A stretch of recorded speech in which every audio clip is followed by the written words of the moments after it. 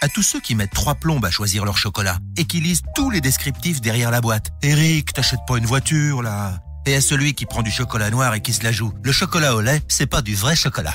En ce moment, pour l'achat d'une boîte de chocolat Champs-Élysées de Lindt à 12,29 €, la seconde est à moins 50%, soit seulement 6,14 €. Et c'est aussi au drive et en livraison. Intermarché, tous unis contre la vie chère. Jusqu'au 24 décembre, 938 grammes, soit 19,65 € le kilo au lot. Modalité sur intermarché.com. Pour votre santé, limitez les aliments gras à les sucrés. Maïf. Un conseiller. C'est quoi le rôle d'un conseiller ? Vendre à tout prix ou conseiller avant tout ? À la Maïf, chaque acte compte. Nos conseillers ne sont pas rémunérés à la commission et n'ont rien à gagner à vous proposer un contrat plutôt qu'un autre. Bref, le seul intérêt qui est en jeu, c'est le vôtre. Maïf, assureur militant. Vous êtes sur RTL. Ils refont la France sur RTL. Avec Anaïs Bouton. Bonsoir à tous et bienvenue dans Ils refont la France comme chaque vendredi soir. C'est l'actualité française vue par les correspondants de la presse étrangère avec ce soir... Leo Klum, ich bin deutscher Journalist. Joël Meskens, le soir de Bruxelles, bonsoir. Alberto Toscano, giornalista italiano, buonasera. Juan José Dorado, periodista espagnol, buenas tardes. Oh, buenas tardes. Allez, à la une ce soir, football, mission venger Jeanne d'Arc. Demain, le match à 20h. On parlera aussi des coupures d'électricité. On se demandera pourquoi subventionner encore le carburant. Et on donnera nos personnalités de l'année. Allez, c'est parti. Jusqu'à 20h. Ils refont la France sur RTL. Ah bah ça c'est pour vous, Juan José. C'est gala, hein. Bah c'est gala. Vous savez que c'est un peu l'hymne de cette Coupe du Monde. Demain, match France-Angleterre. On écoute le sélectionneur de l'équipe de France, Didier Deschamps. Il n'y a pas à stresser ou quoi que ce soit. C'est que du bonheur et du plaisir. Et avec évidemment l'objectif d'aller dans le dernier carré. Bon alors, pas de stress, que du bonheur. De toute façon, il ne pouvait pas dire grand-chose d'autre. Il ne pouvait pas dire on est très stressé et ça va barder. L'occasion de venger Jeanne d'Arc, Juan José Dorado.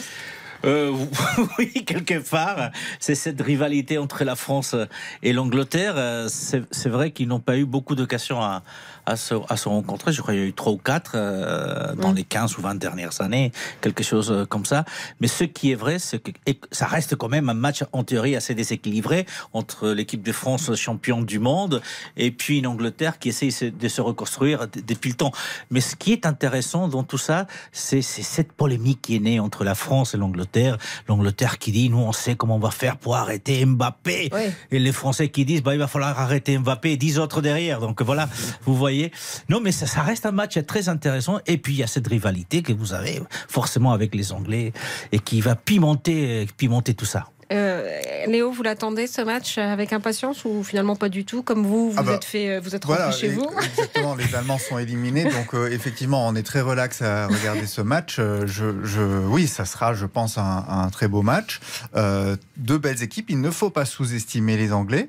Ça, c'est déjà toujours la première erreur quand on est favori de se sentir trop fort. Après, la question, comme vous la posez, venger Jeanne d'Arc, je trouve ça c'est très intéressant parce qu'il y a cette vieille rivalité très ancienne avec les Anglais, ce qu'on pourrait dire avec les Allemands aussi. Sauf que non, avec les Allemands, elle est très 20e siècle, mais voilà, c'est vrai qu'avant la guerre de 100 ans, c'est plus avec les Anglais. Voilà, mais historiquement, et je trouve ça fascinant d'observer qu'en France, elle existe encore, cette rivalité, elle est alimentée. Parfois, on rejoue les batailles navales entre les pêcheurs français et anglais pour les coquilles Saint-Jacques. Voilà, donc ça, c'est quelque chose qui existe et qui se perpétue. Par contre, footballistiquement, pas encore tellement. Et le confrère de l'équipe l'a très bien écrit aujourd'hui qu'il manque un grand match entre la France et l'Angleterre qui fera date, qui sera historique, et ça pourrait être celui de demain. Ça pourrait être celui-ci, Alberto Toscano? Oui, ça pourrait être celui-ci. L'Italien que je suis a une raison supplémentaire en tant qu'Italien et en tant qu'Européen et européiste de se venger de la Grande-Bretagne. Ils doivent perdre parce qu'ils sont sortis de l'Europe. D'accord. Vous, c'est le Brexit. Ils ont voté pour le Brexit et voilà que la France va marquer 5 buts. Et comme ça, ils ne vont pas payer Jeanne d'Arc, ils vont payer le Brexit. Tant que les Anglais ne marquent pas 6, ça va. Oui. L'important est que, excusez-moi, le pays du Brexit soit traité comme il mérite. Mais là, je vais au-delà de la boutade, bien sûr. On est tous fils de Dieu. Alors, écoutez, Mena Rawlings, et vous allez réagir, Joël Meskens, l'ambassadrice du Royaume-Uni en France, était il y a quelques minutes avec Julien Cellier dans RTL Soir. Avant le match de demain, est-ce que la France vous fait peur ? Est-ce que la France fait peur aux Anglais ? Oui. Oui. Pourquoi ? Spécialement Mbappé. Oui. Et en fait, cette semaine, il y a eu beaucoup d'histoires dans les journaux, dans la presse britannique concernant Mbappé en particulier. Mais pour moi, c'était amusant aussi que l'équipe a dit qu'il était le roi de la France. Oui, alors Joël Meskens, Mbappé, roi de France pour vous, de Belgique, ça vous semble une bonne analyse ? C'est ce que tout le monde dit. Enfin bon, moi je suis vraiment pas une spécialiste du foot, mais enfin ce qui m'amuse. Mais vous aussi, vous êtes rentré chez vous d'ailleurs. Bah oui, malheureusement, assez piteusement. Mais ce qui m'amuse, pour revenir à ce qu'on disait tout à l'heure, c'est l'intitulé effectivement venger Jeanne d'Arc. On aurait aussi pu parler de Waterloo, etc. Moi, j'espère surtout que ce sera l'entente cordiale. Mais ce qui m'amuse, c'est de voir la dimension entre guillemets un peu politique qu'on met dans ces matchs de foot qui sont a priori quand même que du sport. Moi, je peux vous raconter une anecdote, c'est qu'il y a 4 ans, quand il y a eu un certain match de football entre la France et la Belgique, une certaine demi-finale de la Coupe du Monde, mais alors, on avait écrit des papiers sur les liens entre la France et la Belgique à ce moment-là, mais ça n'a jamais été aussi touchy, journalistiquement, qu'à ce moment-là. J'ai eu un nombre de courriers, mais invraisemblable. Donc, le foot, je ne sais pas s'il adoucit les mœurs, mais enfin, Joël, mais en tout cas, il excite les rivalités. Vous n'êtes pas innocente, vous n'êtes pas comme le président Macron qui dit il ne faut pas mélanger la politique et le sport. Vous savez bien que tout est politique. Ah non, bien sûr, je ne suis pas dupe. Vous n'êtes pas dupe. J'observe. Léo Le Bild a écrit « Le football allemand a besoin de types comme Mbappé. Il a grandi dans une banlieue de Paris à l'abandon avec des immeubles gris, des dealers dans tous les coins. Mbappé a un génie divin. Ses buts sont comme des rêves. » Oui, alors je suis d'accord sur les buts. Ensuite, je crains que les confrères du BET ne se soient pas rendus sur place à Bondy parce que, beaucoup de footballeurs, même quand ils sortent des banlieues, et la banlieue parisienne est probablement le plus grand centre d'entraînement du monde avec les super talents qui existent, mais très souvent, ce ne sont pas non plus des jeunes qui viennent complètement, je dirais, de la délinquance, etc. Il y a des liens, j'ai fait une enquête là-dessus récemment, c'est très intéressant. Souvent, les grands footballeurs français qui sont issus des milieux qu'on appelle populaires en français gentiment, ont des... l'entourage de Karim Benzema, l'entourage de Pogba... Voilà, tout à fait. Ont des connaissances un peu dangereuses. Mais ça ne veut pas dire qu'eux-mêmes ont grandi... Je sais pas ce qu'ils disent. Par exemple, Mbappé a grandi de manière très encadrée avec des parents qui l'ont bien dirigé et ont mené sa carrière. Un petit pronostic, messieurs, dames, pour demain. Alors... France-Angleterre... 2-1 pour la France. Juan Rosé. Oui, ça sera 3-1 pour la France. Ah bon ? 3-1, je dirais aussi, et même que j'ajoute que la France est chargée de venger non seulement Jeanne d'Arc, mais aussi les footballeuses allemandes qui ont perdu contre l'Angleterre cet été en Coupe d'Europe. Plus le Brexit, ça fait beaucoup, les pauvres Anglais. Joël ? Allez, 2-0, deux buts d'Mbappé. Ah, très bien. Allez, une pause et dans un instant... Tous les soirs, tu m'allumes, le matin, tu m'éteins. Même si tu dois tout faire sauter, fais-moi de l'électricité. Chaudassin, fais-moi de l'électricité. Voilà ce qu'on va faire. À tout de suite sur RTL. RTL. Remaking France. Avec Anaïs Bouton. Anaïs Bouton. Good evening. Ils refont la France sur RTL. Et qui refait la France avec nous ? Eh bien, Léo Klim, Alberto Toscano, Joël Meskens et Juan José Dorado. Alors, depuis quelques semaines, le gouvernement prépare donc le pays aux pénuries d'électricité. Ce qu'on appelle des délestages tournants d'une durée maximale de 2 heures pourraient toucher 60% de la population. Dans la circulaire du gouvernement, on apprend que les coupures pourront avoir lieu durant les pics de consommation, c'est-à-dire le matin et le soir, 8h, 13h et 18h, 20h, et entraîneront notamment l'arrêt des métros, des trains, des numéros de téléphone, à l'exception du 112 et d'Internet, ainsi que la fermeture des écoles situées dans les zones touchées par ces délestages. Écoutez sur le sujet Marine Le Pen, elle était l'invitée d'Amandine Bégaud cette semaine dans RTL Matin. Est-ce que vous vous rendez compte quand même qu'on est au 21e siècle, dans la 6e puissance mondiale, et qu'on est en train de nous expliquer qu'on va retourner à l'âge de pierre parce qu'on n'aura plus d'électricité, et tout cela passe crème? Moi je suis désolé, ça passe pas crème. Ça m'indigne. Ça veut dire que nous sommes dirigés par des incapables, par des incompétents, par des imprévoyants, et qu'une fois de plus, c'est pas eux qui payent les conséquences de ça, ce sont les Français. Vous comprenez que ça ne passe pas crème, pour reprendre l'expression de Marine Le Pen, Joël Meskens? C'est un peu, il n'y a qu'à Faucon. Il n'y a pas que la France qui se trouve dans cette en Europe, on est quand même dans cette situation. C'est vrai qu'il y a eu un gros problème au niveau de la maintenance parce que c'est ça, on dit toujours, on est dans la situation, la guerre d'Ukraine, etc. Mais pas du tout. Non. En fait, c'est pas ça du tout qui explique cette situation. Alors c'est vrai que je trouve la communication a été désastreuse au niveau de ces coupures annoncées. Il y avait un appel à la responsabilité à faire. Et qui aurait pu marcher, d'ailleurs qui marche, parce qu'on voit déjà la sobriété énergétique, ça marche extrêmement bien. On a réduit énormément nos consommations, nous en tant que citoyens, les entreprises ont beaucoup réduit, etc. Et le message qu'il fallait faire passer à ce moment-là, c'était il est possible d'éviter ces délestages et ces coupures d'électricité. Et là, on est entré dans une espèce de spirale de communication désastreuse où on a fini par dire que même les gens qui étaient sous respirateur ne seraient pas des publics prioritaires et seraient susceptibles de subir des coupures. Ça, c'est devenu invraisemblable. Mais justement, le président Macron a piqué une sorte de colère, une grosse colère. On l'écoute. 100 000 volts. Le rôle des autorités publiques, des entreprises publiques, ça n'est pas de transférer la peur, ni de gouverner par la peur. Le rôle du gouvernement, des ministres, des opérateurs, c'est de faire leur travail pour fournir de l'énergie. Et ensuite, c'est d'appeler chacun à la responsabilité pour qu'il y ait de la sobriété. C'est pas de commencer à faire peur aux gens avec des scénarios absurdes et des choses comme j'ai entendu ces dernières heures. Stop à tout ça. Les scénarios de la peur, pas pour moi. Pas pour Emmanuel Macron, roi de Rosé.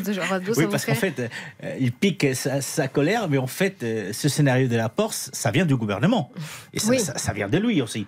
Donc, il s'est rendu compte, ou il ne s'est pas rendu compte à un moment donné, qu'effectivement, ils allaient un peu trop loin. Mais en écoutant Marine Le Pen, ça me fait sourire aussi, parce que c'est vrai qu'elle n'est pas très européenne, donc elle ne connaît pas très bien les instances européennes, mais elle a oublié qu'il y a un plan de l'Union européenne qui est présenté par tous les pays tous les 4 ans et qui est un plan qui est des préventions de risques liés à une crise énergétique ou à une crise du secteur électrique. Et d'ailleurs, il y a eu un rapport en juin dernier qui prévenait tous les pays, disant il faut le réactualiser parce que ces plans, ça fait une dizaine d'années qu'ils existent, donc il va juste le réactualiser. Et dans ce rapport, il disait que la France et l'Irlande sont le plus à risque de panne, et puis qu'il y avait des inquiétudes aussi pour la Grande-Bretagne, la Suède et la Finlande. Voilà. Effectivement, mais voilà, donc c'est des plans, des projets qui existent depuis très longtemps en Union européenne, donc c'est quelque chose qui doit être mis à jour. C'est vrai, et Joël a tout à fait raison, le problème de la France, c'est la maintenance des centrales électriques et nucléaire. Quand tu as 50% à l'arrêt, ça c'est un vrai problème. Alors il y a le retard sur le développement des énergies renouvelables et l'arrêt de la moitié du parc nucléaire qui oblige à importer cet hiver. Simplement, est-ce que la principale responsabilité, ça vient pas d'un manque d'anticipation politique, Alberto Toscano? Mais sans aucun doute. Parce que la France, c'est vrai que ça regarde tous les pays, et Joël a raison, mais aujourd'hui, il y a cette exception française sur le terrain de l'énergie qui fait pchit. Parce que la France a toujours dit, nous sommes différents parce que nous avons la force du nucléaire, qui contribue pour les 3/4 plus ou moins à la production électrique française et qui est un point de force structurel de ce pays. Et là, le point de force devient un point de faiblesse. Et on voit les centrales nucléaires arrêter en bonne partie pour maintenance, mais comment est-ce qu'on peut imaginer que la moitié des réacteurs nucléaires français, plus de 50 réacteurs nucléaires français, la moitié sont arrêtés tous ensemble pour maintenance? Mais on est dingue! Ouais. Il n'y a aucune capacité de prévision, de regarder au-delà de son propre nez. Et qui plus est, il y a cet aspect de revendications syndicales, de protestations syndicales, des mouvements sociaux qui contribuent à bloquer le cœur de la production électrique française. Juste à ce moment précis où les autres sources d'énergie sont en difficulté pour les raisons internationales que nous connaissons très bien. Alors, ça, c'est Alberto. On va importer de l'électricité d'Italie. On va aussi en importer d'Allemagne, pas mal. Et alors, vous, c'est le pompon. Vous ressortez la centrale à charbon. Alors là, comment vous expliquez ça, Léo ? La centrale à charbon, malheureusement, la transformation aussi de gaz, donc d'hydrocarbures en général, en électricité, malheureusement, c'est une partie intégrante du modèle énergétique allemand que je ne vanterai évidemment pas. Là aussi, il y a un problème d'anticipation, comme le disait Alberto pour la France. En Allemagne aussi, les choix qui ont été faits sont quand même... Non, mais ça, on a tout à fait raison de reprocher à l'Allemagne de s'être rendue dépendante du gaz russe. Ce qui est intéressant, c'est que en l'espace de 7 ou 8 mois, l'Allemagne a changé d'approvisionnement. Elle est passée de l'approvisionnement russe à l'approvisionnement qatari, largement. Donc elle a réussi, elle a fait preuve de souplesse. Mais bien sûr, c'est un modèle énergétique en partie polluant. D'un autre côté, vous avez de nombreux jours chaque année où la moitié de l'électricité allemande vient des renouvelables. Alors qu'en France, on est quand même très derrière. Moi, je voudrais dire, j'admire quelque part la patience et le flegme des Français vis-à-vis de cette situation quand on leur annonce qu'ils vont avoir des coupures et que eux-mêmes se régulent, réduisent leur consommation. Ça, c'est à admirer. Ce que je ne comprends pas, c'est l'absence de débat, l'absence de remise en cause de la religion d'État qu'est le nucléaire en France. Parce que c'est vraiment le moment de s'interroger, mais qu'est-ce qui se passe quand on a presque la moitié aujourd'hui de nos centrales qui ne marchent pas que pour maintenance, mais pour malfaçon. Il y a des problèmes de construction, d'ingénierie. Et alors, le lobby nucléaire en France est en train d'expliquer que, en fait, c'est parce qu'on a négligé le nucléaire en France qu'on est dans cette situation. Si c'était vrai, en Allemagne, on aurait dû avoir, puisque ça fait 10 ans qu'on sait qu'on sort du nucléaire, avoir des problèmes avec les centrales nucléaires existantes en permanence. Ce n'est pas vrai. Le problème français, c'est d'être complètement dépendant d'une source d'énergie, de ne pas avoir diversifié. Pourquoi est-ce qu'on n'est pas diversifié dans les renouvelables en France ? Ils essayent là de oui, mais c'est parce que la prépondérance du nucléaire et la croyance au nucléaire a empêché le développement des renouvelables en France. Je vous conseille la carte electricimaps.fr. Je ne sais pas si vous l'avez vue. On voit tous les pays d'Europe et même du monde. Enfin, évidemment, pas la Chine qui ne donne pas de données. Mais c'est très intéressant sur qui fournit quoi à qui. Juste, José, expliquez-nous ce que c'est en 2 mots, ce qui se passe en Espagne. Parce que c'est très intéressant. En 2 mots. Alors, aujourd'hui, il y a Macron est à Alicante avec les Espagnols et les Portugais, puisque vous savez que Macron ne voulait pas d'un gazoduc qui traverse les Pyrénées pour qu'on envoie du gaz en Allemagne. Et donc, il a voulu plutôt une espèce de tube entre Barcelone et Marseille pour transporter de l'hydrogène. Et donc aujourd'hui, Espagnols, Portugais et Français se voient à Alicante justement pour décider de la mise en place de ce système même d'hydrogène. Si pour toi c'est pas important, il y a aussi les Barmar, ça s'appelle Barmar. Vous voyez, on se penche sur l'hydrogène aussi. Allez, une pause, vous voyez Léo, et une pause est dans un instant. Prime carburant, bonne ou mauvaise idée ? On en parle tout de suite sur RTL. RTL. Sie erfinden Frankreich neu. Ils refont la France. Avec Anaïs Bouton. À tous ceux qui mettent 3 plombes à choisir leur chocolat et qui lisent tous les descriptifs derrière la boîte. Eric, t'achètes pas une voiture, là. Et à celui qui prend du chocolat noir et qui se la joue. Le chocolat au lait, c'est pas du vrai chocolat. En ce moment, pour l'achat d'une boîte de chocolat Champs-Élysées de Lindt à 12,29 €, la seconde est à moins 50%, soit seulement 6,14 €. Et c'est aussi au drive et en livraison. Intermarché, tous unis contre la vie chère. Jusqu'au 24 décembre, 938 grammes, soit 19,65 € le kilo au lot. Modalité sur intermarché.com. Pour votre santé, évitez de grignoter. Aujourd'hui, Victor, patron d'une petite entreprise dans la Drôme, va devoir relever un défi colossal. Faire entrer une journée de 36 heures dans une journée de 24 heures. Réunion, paperasse, comptabilité. Va-t-il réussir à s'en sortir ? Quand on est dirigeant de TPE, le quotidien peut vite ressembler à un film d'action. Heureusement, Conto vous aide à gagner du temps. Centralisation des factures, paiement accéléré, gestion simplifiée des notes de frais. Avec Conto, simplifiez votre quotidien bancaire. Jusqu'à 20h. Ils refont la France sur RTL. Anaïs Bouton.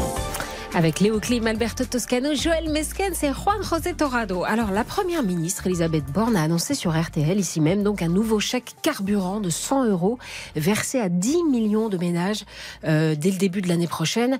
Avec la fin de la ristourne gouvernementale sur les carburants, ce dispositif est présenté comme un nouveau coup de pouce. Réaction de Sébastien Chenu, le porte-parole du RN. Il était chez nos confrères de France Info.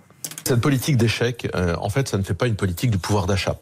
Ça met une nouvelle fois de côté beaucoup de Français moyens, parce que ça pénalise les ruraux par rapport aux urbains. Il n'y a pas de proportionnalité concernant le revenu qui est comptabilisé. Bref, c'est une espèce de rustine mal gérée, mal calibrée, et qui ne fait pas une politique du pouvoir d'achat. Est-ce qu'il a raison, Sébastien Chenu et Alberto Toscano? Effectivement, un chèque est toujours bon à prendre. Dans les 10 millions de personnes qui recevront les 100 €, c'est le content de le recevoir. Oui, d'accord. Une fois qu'on a dit ça, c'est vrai que ce genre d'intervention de la part de l'État sont très coûteuses pour la finance publique et en même temps n'expriment pas une véritable stratégie. Sur le terrain économique, sur le terrain de la finance, de la gestion des affaires publiques. Donc, c'est comme... ce n'est pas une solution, vraiment. C'est quelque chose qui peut aider, bien sûr, surtout ceux qui sont plus en difficulté, mais sans doute, ça ne préfigure pas une véritable stratégie et ça donne la sensation d'un gouvernement qui a effectivement du mal à trouver sa boussole, à bâtir des véritables politiques sur ce terrain fondamental qui est l'énergie et qui est la lutte à l'augmentation du coût de la vie. Joël Mesquens, en France, les mesures prises contre l'inflation pourraient aller jusqu'à 170 milliards d'ici 2027 d'après le Sénat. Est-ce qu'il n'y a pas un manque d'anticipation, certes, et aussi un désastre à venir, parce que c'est quand même une dette qui est gigantesque. Qu'est-ce que c'est que cette politique pour vous du tiroir chèque, du chèque qu'on sort? Est-ce que ça a une... J'entends bien l'argument d'Alberto. Bien sûr, il a raison. C'est pas une politique à long terme, c'est pas une stratégie, etc. Maintenant, on est dans une situation qui est quand même exceptionnelle et qui est urgente. L'hiver, il est là. Ces gens qui habitent les zones périphériques, comme on dit, et qui doivent se déplacer, faire 30-40 km par jour avec leur voiture pour aller travailler, parfois avec un salaire de misère, eh bien cette situation, elle est là aujourd'hui. Donc on ne peut pas réfléchir à des politiques à long terme. Oui, mais est-ce que ça se passe en Europe? Il y a une situation, c'est vrai, mais ce que je voudrais dire, c'est que alors l'inflation, vous direz que l'inflation est la plus basse en France que partout ailleurs en Europe, je crois. Elle est à 6%. Oui, c'est exact, parce qu'effectivement, il y a eu des plans d'aide, il y a eu le bouclier tarifaire, etc., sur le gaz et sur l'électricité. Mais ce que je veux dire, c'est que quand même, pendant des mois, on a eu cette fameuse ristourne générale sur les carburants à la pompe, qui, ça, pour moi, était une hérésie. Pourquoi? Parce que on voyait d'ailleurs dans les stations-service les gros SUV qui arrivaient, qui bénéficiaient de la même prime à la pompe que le pauvre qui venait avec sa vieille Twingo remplir son réservoir. Ça n'a pas de logique. Donc là, maintenant, on a rectifié le tir. Ça s'adresse aux gens les plus modestes. Vraiment, c'est très ciblé sur les ménages les plus modestes. Et je trouve que, même si c'est pas une stratégie de long terme, c'est un emplâtre sur une jambe. C'est quand même quelque chose qui cautérise un petit peu la plaie dans l'urgence, parce qu'elle est là. Il y a des gens qui ont du mal à aller à leur boulot. Il y a des gens qui ont du mal à manger, à se chauffer. Eh bien, dans l'immédiat, c'est une mesure qui est favorable, je trouve. Léo, vous qui êtes un ardent allemand écolo, est-ce qu'on met 1 milliard pour les énergies fossiles? Est-ce que c'est pas aussi un problème? Moi, je pense qu'on peut pas dire aux gens on vous laisse tout seul dans cette situation. Donc, je suis assez d'accord avec ce que dit la consoeur Joël Mesquens. C'est déjà beaucoup mieux qu'avant, parce qu'on n'est plus dans la politique de l'arrosoir, on appelle ça en allemand, c'est-à-dire tout le monde en profite. Mais on est déjà un peu plus ciblé. C'est déplorable que les chômeurs ne soient pas dedans, que ce soit uniquement ceux qui... Oui, alors Berger a précisé, mais c'est pour ceux qui travaillent. Voilà. Oui, voilà. Mais il y a aussi ceux qui doivent trouver un travail et aller chercher un travail et qui sont peut-être éloignés. Donc voilà. Mais je trouve que globalement, on est dans une situation d'urgence. L'inflation fait très mal et on peut pas. Voilà. Depuis Paris, on a peut-être parfois aussi du mal à juger ce que ça veut dire pour beaucoup de gens qui n'ont pas d'autre choix parce que aussi les transports ne sont pas là, les transports publics, les infrastructures, et n'ont pas d'autre choix que de prendre leur voiture. Et politiquement, c'est très logique aussi, puisque ce chèque cible les gilets jaunes, le potentiel du gilet jaune. Donc c'est logique. Juan José, rapidement, la France fait bien ? Elle fait ce qu'elle peut, comme tout le monde. Ce type d'aide existe dans d'autres pays, mais j'aimerais tout simplement revenir sur le fait qu'il y a un rapport qui a été publié en septembre par la OCDE qui disait qu'il faut arrêter de subventionner le prix de l'énergie et notamment de l'essence, parce qu'en fin de compte, vous subventionnez les énergies fossiles et surtout vous subventionnez ceux qui ont un pouvoir d'achat beaucoup plus élevé parce qu'ils n'ont pas une ou deux, voire 3 voitures, grosses cylindrées, et puis la maison à la campagne, l'appartement à Paris et l'appartement à la plage, et qui ont des gros moyens. Donc je comprends là, sur l'instant T, oui, pourquoi pas, mais il ne faut pas que ça dure. Allez, une pause dans un instant. La personnalité de l'année, tout simplement. À tout de suite sur RTL. Jusqu'à 20h. Ils refont la France avec Anaïs Bouton. Jusqu'à 20h. Ils refont la France sur RTL. Anaïs Bouton.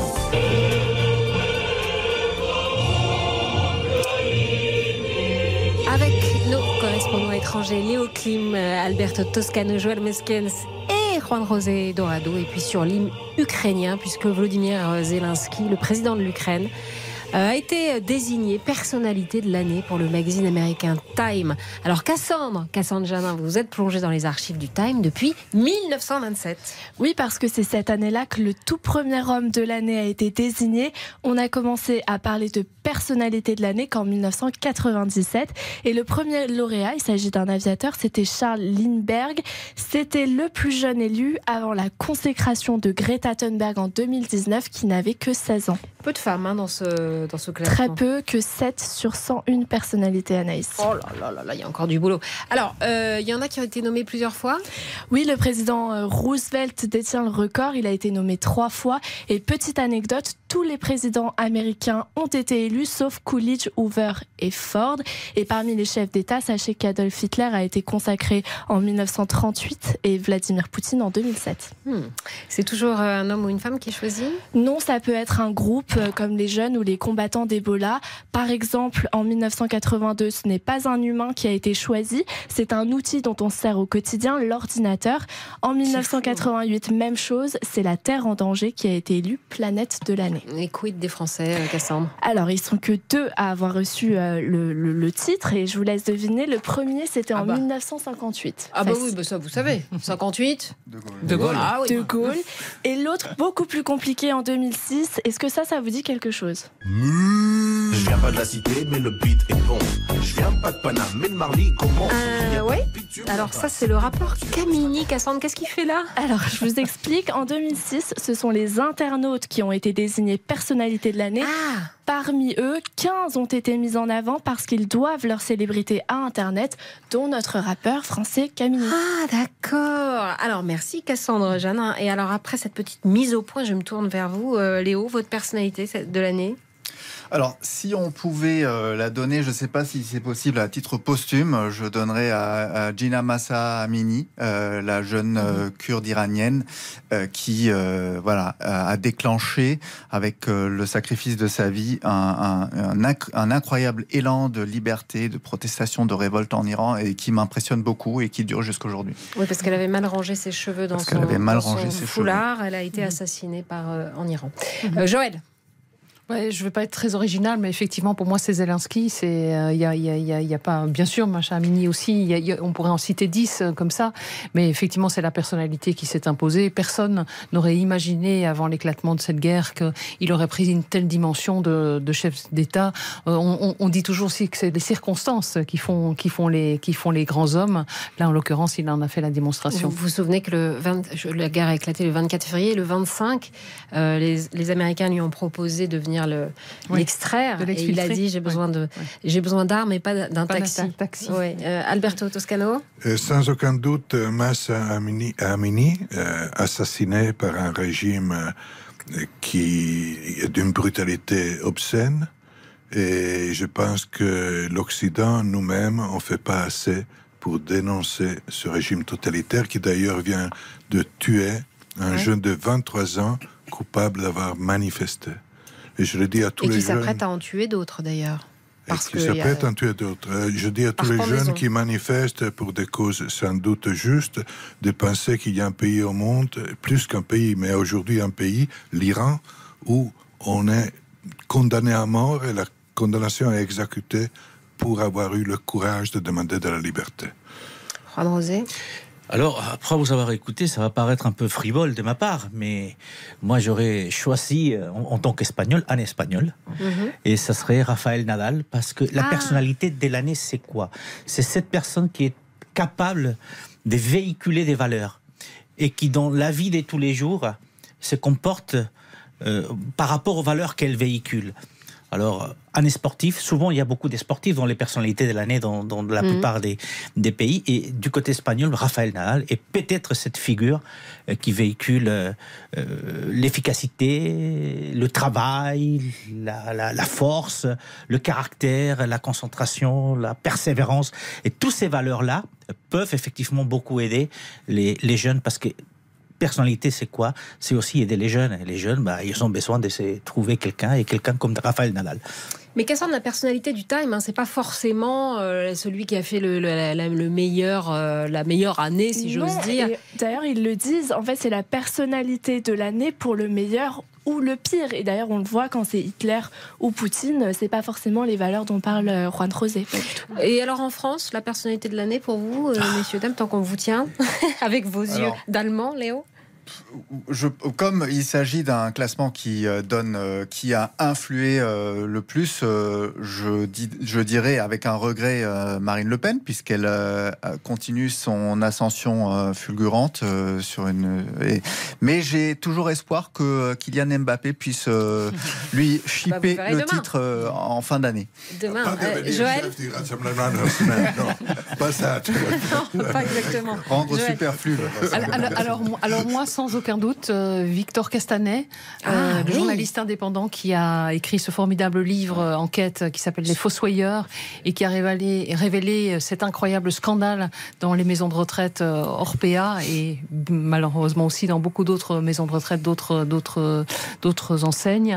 Et je pense qu'il a fait changer beaucoup de choses avec un livre, avec une enquête, même s'il y a eu beaucoup de pression durant cette enquête, on change la situation de beaucoup de gens. Il y a déjà beaucoup de choses qui ont changé, y compris même dans de nombreux pays, parce qu'Orpea est le leader des maisons de retraite. En Belgique, notamment, les choses ont changé aussi. Donc c'est un travail formidable pour lequel il a d'ailleurs été récompensé par le prix Albert. Alors notre italien et notre espagnol, merci Joël beaucoup. Rapidement, parce qu'on se fait couper la chic par Emmanuel Macron, qui va avoir 45 ans le prochain 21 décembre. C'est pas pour ça qu'il mérite ce titre, mais vraiment le fait d'avoir été réélu et malgré tout bien réélu montre qu'il a su parler à son peuple et il a rassuré malgré tout les Français. Il a su dépasser les difficultés dont pour moi c'est Emmanuel Macron. Alors pour moi ça sera pas Mbappé mais Didier Deschamps s'il gagne le 18 décembre au soir.